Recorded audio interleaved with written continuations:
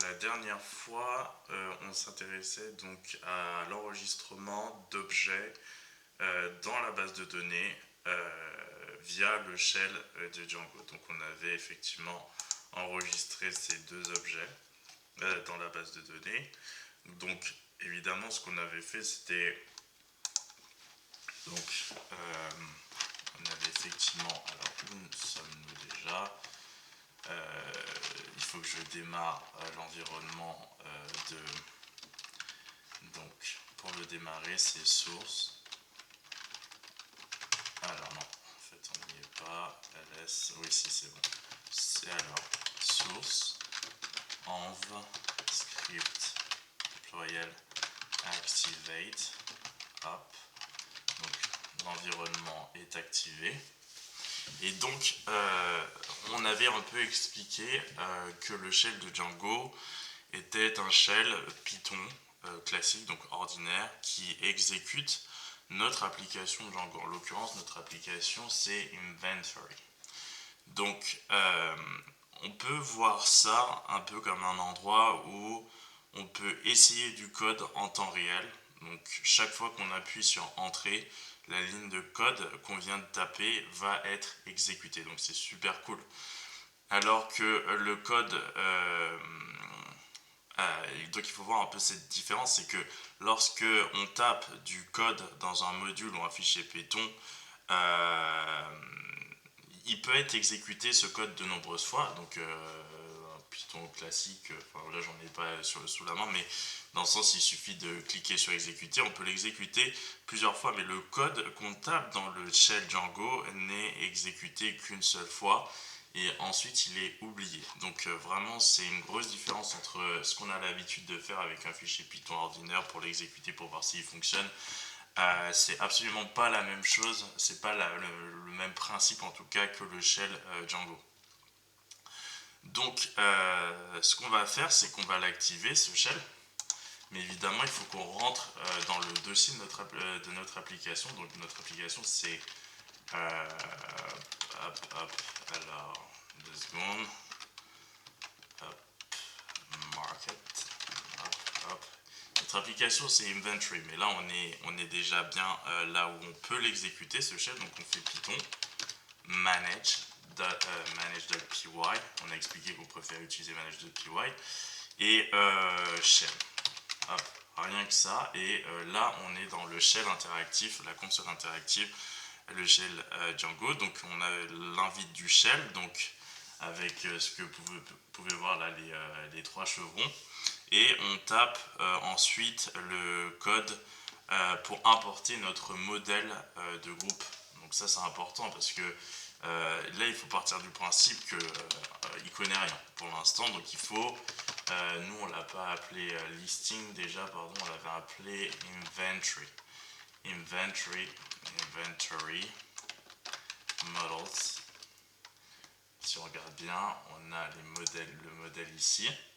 Et ensuite from import, et ce qu'on va importer c'est groupe, parce que c'est comme ça qu'on a appelé notre classe. Hop, donc ça c'est déjà fait. Donc on vient d'exécuter la ligne, et ensuite on va créer une nouvelle instance du modèle groupe. Donc on en avait déjà deux. Hop, je vais montrer ça vite fait. Là. Hop, donc voilà, on a deux instances. Donc, attendez, je vais mettre modèle juste à côté quand même. Voilà, hop, je vais même faire un. Hop. Donc voilà. Donc on a deux instances. On sait que ça a un nom. Une des propriétés, un attribut, on va dire, de la classe, pardon, c'est name. Et nous, ce qu'on va faire, c'est qu'on va créer une autre bande, mais on va pas la créer de la même façon que la dernière fois.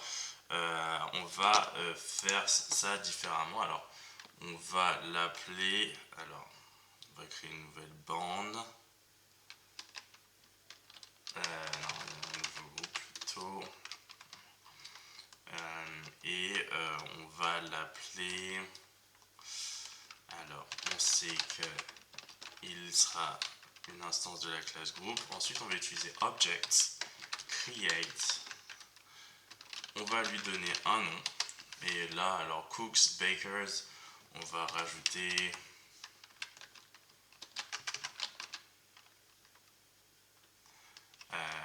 sellers. Non, mais non, ils vont tous être vendeurs là. Cook, bakers, qu'est-ce qu'on pourrait trouver? Artists. Voilà. Donc là, tout est fait. Donc on n'a pas utilisé la même façon de procéder. Mais si on actualise, et on l'a quand même créé ce groupe-là, alors qu'on n'a pas fait par exemple groupe égale la classe groupe avec les parenthèses. Ensuite, en seconde instruction, group.name égale, et puis on lui a attribué son nom, on lui a assigné un nom, et ensuite group.save et les doubles parenthèses. Non, on n'a pas fait ça comme ça, on est passé par une autre façon, donc c'est plutôt cool, parce qu'au moins comme ça on voit les choses d'une autre façon. Donc franchement c'est plutôt pas mal. Et si on veut vérifier le nom du groupe qu'on vient de donner, on peut faire group.name et là ça va nous donner artiste par exemple.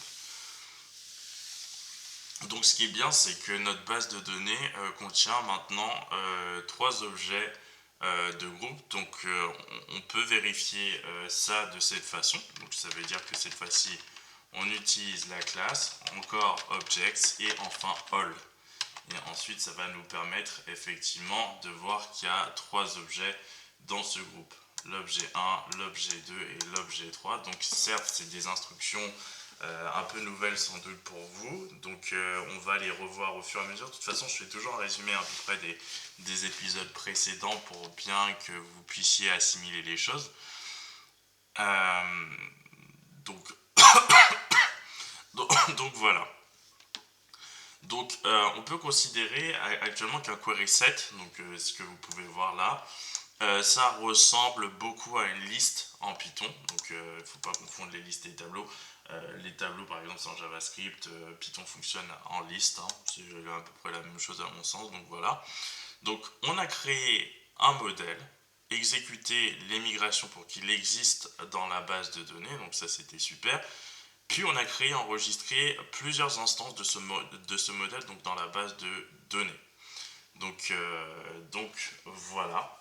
Donc je vais revenir sans doute sur quelques notions, notamment parce que je pense que vous avez déjà dû oublier ce qu'était une migration, donc je vais le réexpliquer. Donc la migration, en réalité, c'est un ensemble d'instructions, donc on fonctionne toujours par instruction, permettant de passer le schéma de notre base de données d'un état à un autre. Et il faut savoir que ces instructions, elles peuvent être exécutées automatiquement comme un code. Mais donc voilà, c'est plutôt ça qu'il faut retenir par rapport à la migration. Donc nous, ce qu'on a fait effectivement, c'est qu'on a ajouté un modèle, donc on l'a créé ce groupe. Et ensuite, effectivement, une fois qu'on avait créé ce modèle, effectivement, il a fallu le faire connaître. Donc en fait, c'est ça, c'est ce qu'on a fait. Donc on a défini notre classe, en l'occurrence ici, on a défini notre classe, on l'a nommé groupe, on l'a fait hériter de models.model, qui est la classe de base du modèle de Django. Donc ça, franchement, il faut absolument se souvenir de ça. Heureusement qu'on a fait cet import. On l'a fait donc hériter de ce parent-là, donc c'est la classe parent. Et ensuite, on lui a ajouté un attribut à notre classe, à cette classe qu'on a fait, name. Et à cet attribut, nous avons attribué un charField qui est en réalité l'abrégation de characterField. Et en fait, c'est un champ qui stocke les données de type caractère, texte et chaîne. Donc de toute façon, on n'avait pas le choix pour le nom. C'est exactement le type qui était le plus approprié pour un nom. Donc voilà. Et on lui a donné une longueur maximale de, en l'occurrence, 100 caractères. Donc c'était absolument à faire. Donc effectivement, vous pouvez voir qu'il y a une différence entre les classes typiques de Python où il y a généralement un constructeur, donc la méthode underscore underscore init underscore underscore, où on utilise les arguments passés pour définir les valeurs des attributs d'instance. Donc avec les modèles Django, les choses se font de manière différente. Donc le framework examine les champs du modèle, donc que nous définissons comme des attributs de classe, donc comme ici, puis crée le constructeur pour nous. Donc c'est, on va dire, c'est une caractéristique du framework Django. En tout cas de celui-ci, mais peut-être de d'autres. Mais en l'occurrence, voilà, on n'a pas besoin de faire un constructeur lorsqu'on utilise Django et qu'on crée des classes Python Django, on va dire des classes Django. C'est fait automatiquement pour nous. Donc ça, c'est plutôt un bonus. Euh, donc, il faut bien comprendre, effectivement, je reviens encore dessus, sur la gestion de l'état de la base de données avec une migration. Donc, si nous voulons stocker les groupes, donc c'est ce qu'on a fait d'ailleurs dans notre base de données, on a eu besoin d'une nouvelle table. Donc, évidemment, on a créé une table. Hein. Là, c'est la liste des tables, comme vous pouvez le voir, on en a créé une.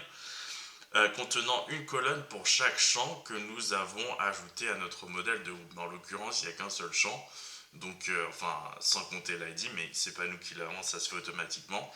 Donc ce champ-là, le champ name, ainsi qu'une colonne ID pour servir donc de clé primaire. Donc ça c'est effectivement ce qui est fait. Et c'est un identifiant unique pour chaque ligne de la table. Donc vous avez bien compris que c'était unique, hein, l'ID. À chaque fois qu'on crée un objet, il a son ID caractéristique et pas un objet a le même ID. La structure donc d'une base de données en termes de tables et de colonnes, donc comme je l'avais dit dans une vidéo précédente, c'est ce qu'on appelle un schéma. Donc vraiment retenir ce terme de schéma, cette présentation est schématique. Donc si nous construisons notre schéma de base de données de façon manuelle, on aurait pu écrire une requête SQL ou utiliser une interface graphique de gestion de données pour créer notre première table. Donc moi j'ai déjà utilisé effectivement SQLite et effectivement j'utilisais des requêtes SQL pour aboutir au même résultat. Je pense que je ferai une vidéo dans laquelle, d'ailleurs j'en ai déjà fait, dans laquelle je vous montre comment effectivement inscrire manuellement, enfin programmatiquement certes, mais via des requêtes SQL des informations dans une base de données. À peu près le même genre de base de données en réalité. Sauf que j'avais utilisé un Mac pour faire ça.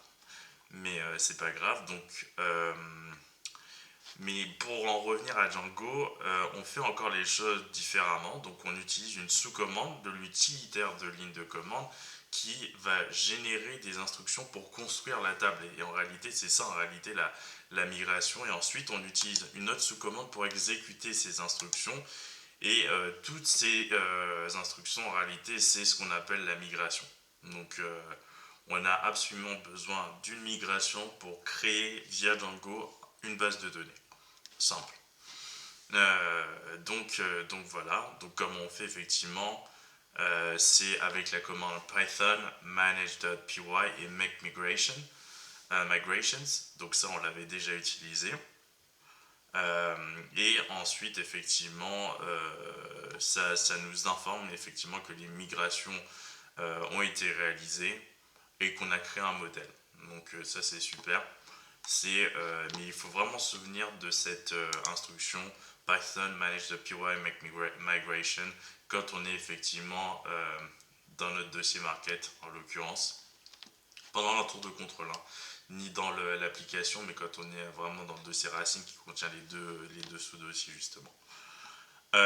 Donc voilà, donc ça c'était vraiment pour vous rappeler un peu ça. Ensuite, effectivement, on va utiliser Python manage.py migrate parce qu'en réalité,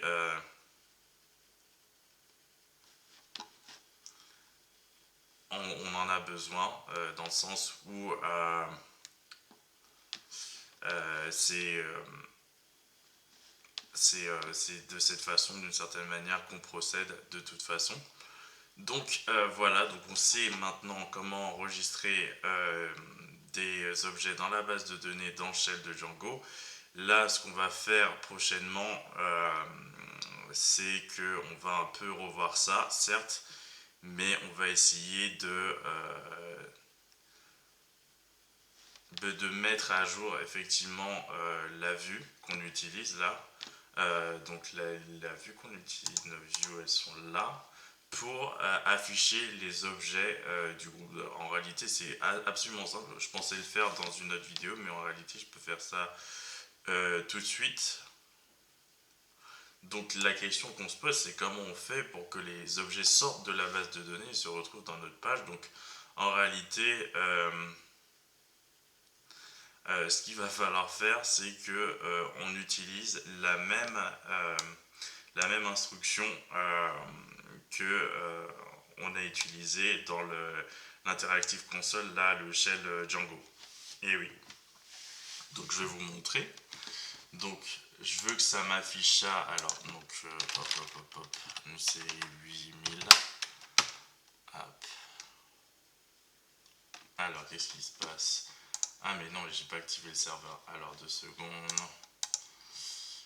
Déjà, je sais pas comment on sort de ce maudit terminal là. C'est pas grave. Donc, alors, source en script. Oh, mais je l'ai sans doute en. Oh, ça le met pas. Source en 20 script. Activate, hop. Et ensuite ls, c'est les markets. Et ensuite Python manage .py et run server. Hop. Donc ça c'est fait. Ensuite, donc nous, effectivement, c'est welcome. Donc ça c'est nickel.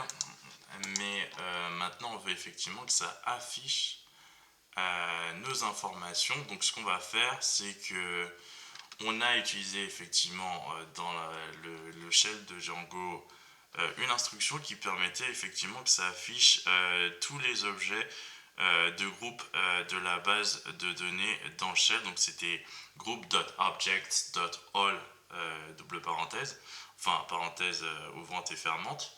Donc on va faire la même chose dans notre vue et on va stocker effectivement le résultat dans une variable. Donc alors hop, ce qu'on fait, c'est qu'on va l'appeler groups égale et on va stocker donc group dot objects dot all. Donc ça c'est nickel. Le truc c'est que comme vous pouvez le voir, ça reconnaît pas groupe. Donc si ça ne le reconnaît pas, il faut à mon sens l'importer. Et on l'importe dans le modèle du modèle. Donc on fait la même chose que ce qu'on a fait la dernière fois. From inventory import inventory models. Comment je vais appeler ça? Import group. Hop. Donc ça c'est fait. Donc maintenant c'est bon, ça le reconnaît, il n'y a plus de soucis. Et effectivement, ce qu'on va essayer de voir maintenant, c'est comment l'afficher. Donc la variable donc groups contient maintenant une liste de tous les groupes qui peuvent être trouvés donc, dans notre base de données. Donc ça signifie qu'il est maintenant possible d'accéder à chacun des objets groupes individuels en utilisant la notation d'index de Python. Donc on aurait pu effectivement avoir groups, voilà par exemple.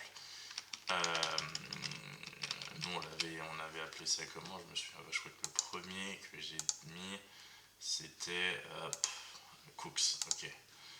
par exemple, je mets cooks égale hop. Et là, on va dire que bakers égale groups hop, et que artist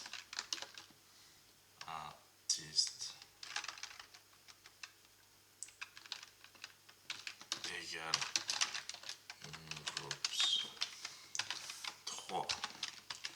Donc voilà, on a tout effectivement nos groupes. Donc ensuite, pour accéder au champ name de l'un de ces objets groupes, on peut faire appel à l'attribut name de l'objet en utilisant la notation par point de Python. Donc en fait c'est comme d'habitude, hein, absolument. Hop, hop, hop, hop. Moi je mets directement comme ça parce que bon.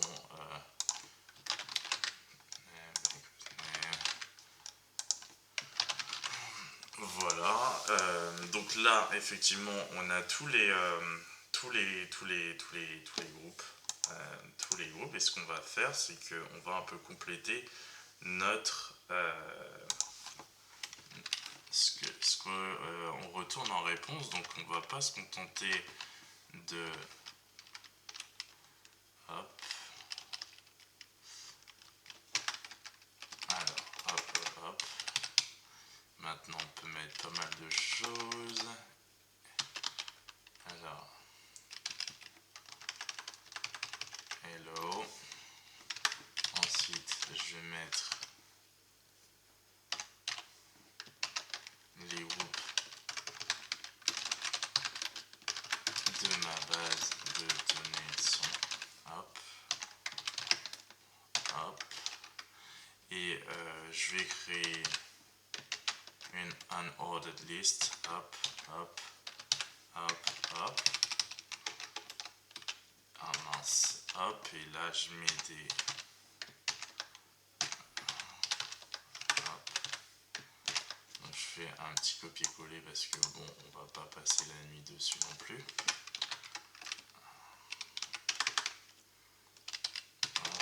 Et hop, et là je mets cook. Alors pardon, j'ai oublié, c'est pas la fête non plus.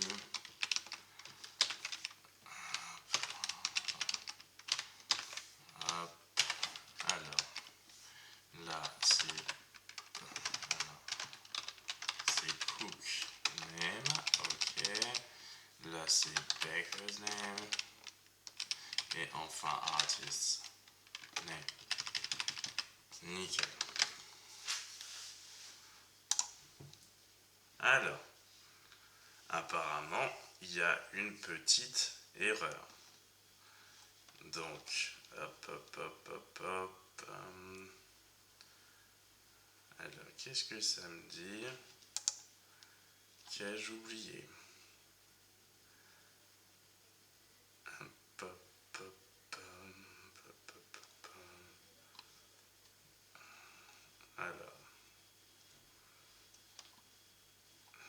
Alors, out of range, bien sûr. Je me suis trompé. Hop. Allez, c'est parti. Et voilà. Donc, cooks, bakers, artists. Donc, c'était ce que je voulais un peu vous montrer. Donc, j'ai utilisé des guillemets triples pour répartir en réalité ma chaîne HTML sur plusieurs lignes. C'était obligatoire, hein. Ensuite, j'ai fait donc de cette chaîne une f-string, donc f et les triples guillemets, afin qu'on puisse injecter nos noms de groupe dans la chaîne en utilisant effectivement les accolades. Les accolades, moi j'aurais considéré que pour moi c'est string interpolation comme en Angular. Mais je sais pas si c'est le même vocabulaire qu'on utilise pour Django, mais qu'importe, donc vous avez compris. Donc voilà, f-string, donc hop. Quoique ça aurait pu être des nombres aussi, donc string, non pas trop, mais en tout cas f-string, voilà. comme en utilisant donc ça comme placeholder. Donc c'est ce qu'on a fait. Donc voilà, c'est un peu le résultat que je voulais vous montrer. On va arrêter cette vidéo sur ça. En tout cas, j'espère que vous avez compris. D'ailleurs, je peux essayer même d'ajouter pour vous un utilisateur en signe de dernier exemple. Hop, donc là, ce qu'on avait fait, c'est qu'on a ouvert un terminal. Hop, on s'est mis dans Django. On y est déjà, donc ouais, mais le truc, je pense que je vais arrêter. Hop. Donc on est dans Django, on active l'environnement. Env slash script slash activate.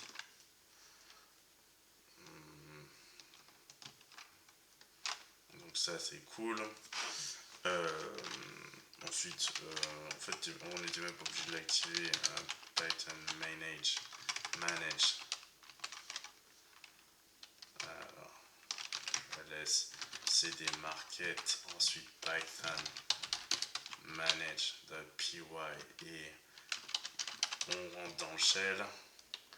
Ensuite, ce qu'on fait, c'est qu'on est obligé de faire from inventory models import group pour que ça reconnaisse l'existence du groupe quand on va créer notre objet. Ensuite, on crée un nouvel objet groupe égal et on utilise, si on souhaite une forme ou une autre, je peux faire à l'ancienne de l'ancienne façon ou de celle que je vous ai montré en tout cas dans cette vidéo. Groupe égal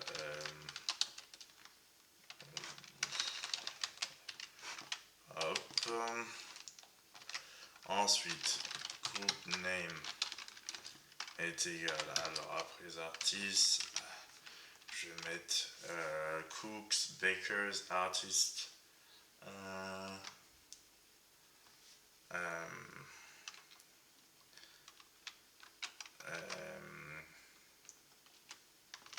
Qu'est-ce que je peux faire?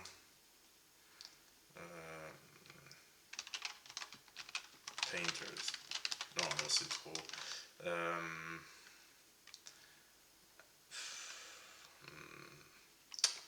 J'ai pas d'idée. Developers. Ouais, par exemple, comme par hasard. Developers. Ensuite, group.save, évidemment. Et si on réactualise, ils sont là. Donc voilà, ça c'était l'ancienne façon de faire les choses. En tout cas, l'information est rentrée dans notre base de données. Et si on veut... D'ailleurs, moi je comprends pas pourquoi je ne peux pas quitter cette interface de console avec CTRLQ. Normalement c'est ça. Alors...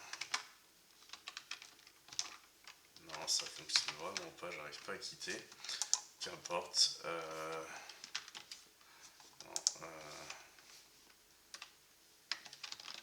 Non, ça fonctionne pas du tout. Bon, peu importe.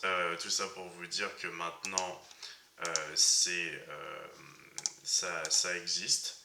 Et ce qu'on peut faire pour afficher ça effectivement dans la vue, c'est qu'on va dans la vue et par exemple, hop, on sait que maintenant il existe. Alors, ça risque de ne pas fonctionner parce qu'on n'a pas activé le serveur, donc on va l'activer. CD, alors. Ah, il est activé, c'est bien. Alors. Donc voilà. Et comme vous pouvez voir, maintenant c'est développeur parce que évidemment le dernier objet de la liste qu'on vient de créer, c'est développeur, si on regarde bien. Donc il est à 0, 1, 2, 3. Donc c'est plus, là j'ai mis 3, tout à l'heure ça va me provoquer une erreur parce que j'étais en dehors de la liste, donc évidemment, mais là il n'y a pas de souci, on a affiché donc le résultat.